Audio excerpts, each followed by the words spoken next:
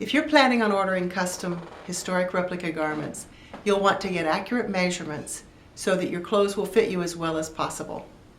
I'm Kay Demlow, the owner of Lavender's Green Historic Clothing. For over 20 years, I've been making clothes for customers all over the world, museums, historic interpreters, reenactors, and history lovers of all sorts. I know that if you give me accurate measurements, I can give you a garment that fits well and will work beautifully for what you need. But first you need to have accurate measurements. So today I'm going to show you how it's done with the help of my model and my daughter, Susanna. Thanks. We'll start by measuring your bust.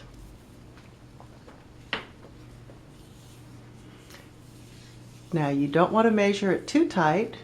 We'll get an inaccurate measurement and you won't be able to breathe in your new dress.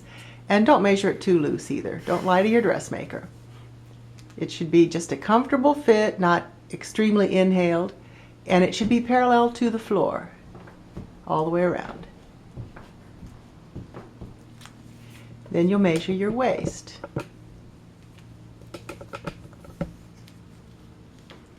Now some people are confused about where exactly their waist is because modern pants tend to stop at many, many different places, and we still call that the waistband.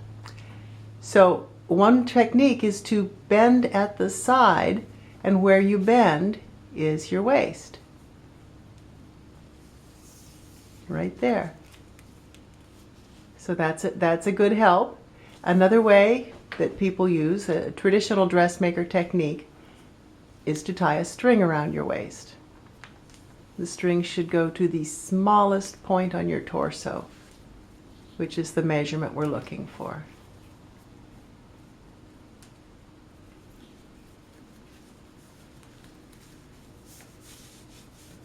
There's your waist.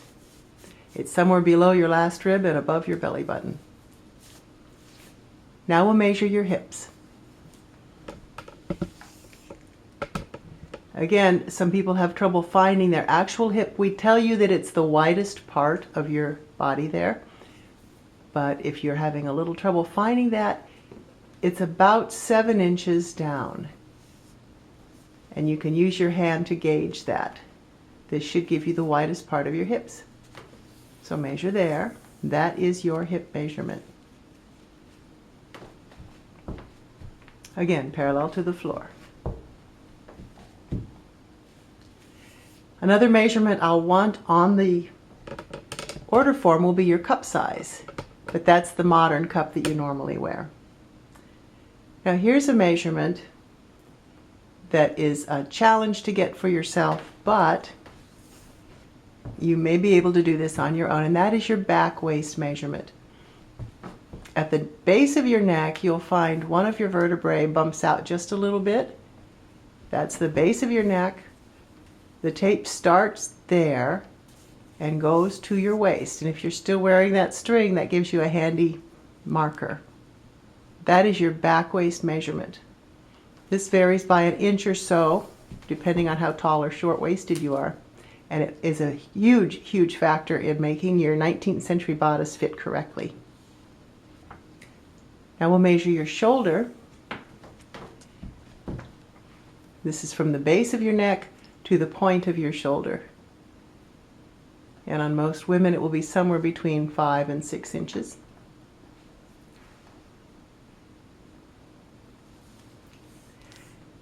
If you have special fitting problems in the arm area, I'll need to see your biceps measurement. And that's at the fullest part of your biceps. While you're measuring your arm, you can measure your wrist. And this is critical if you're wearing a blouse with very tightly fitting sleeves or cuffs.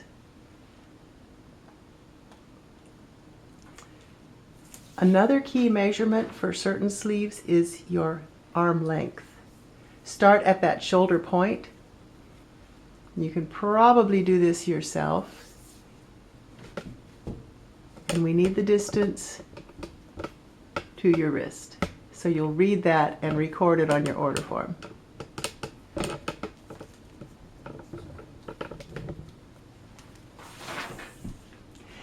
You'll also want to provide your neck measurement. Again, depending on your era, this may be very critical to comfort. You give me the actual number and I will add the wearing ease that makes your neck fit properly. If you're ordering a hat, I'll need your head measurement.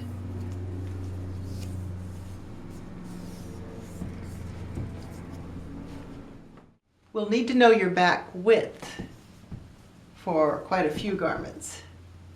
So if you want to give me your back width, it's from about where a modern sleeve would end here to here. That's your back width measurement. One more measurement you need is your skirt length. You start with that string at your waist, at your natural waist. Start the tape measure there and measure, have a friend help you, to the tops of your toes. This is the starting point for most of the skirt lengths of the 19th century. And we can take it from there to extrapolate depending on how big your hoop is or whether it's a walking skirt, a ball gown, whatever we're going to be making for you. But this is the basic skirt length that I need to know. One more measurement, this mostly applies to men's garments, is the inseam. And that is the same inseam you use for your modern trousers. It's the distance from the crotch to your hem. And again, that will vary depending on your era. You can start with your modern inseam and we can take it from there. So now you know how to measure yourself for your new semi-custom or custom garment from Lavender's Green. If you've run into any problems or have any questions, feel free to contact me. You can reach me through the website www.lavendersgreen.com. At the website you'll also find a PDF with a complete catalog so you can see all the various styles available and you can start to imagine how your new garment will look. I look forward to hearing from you.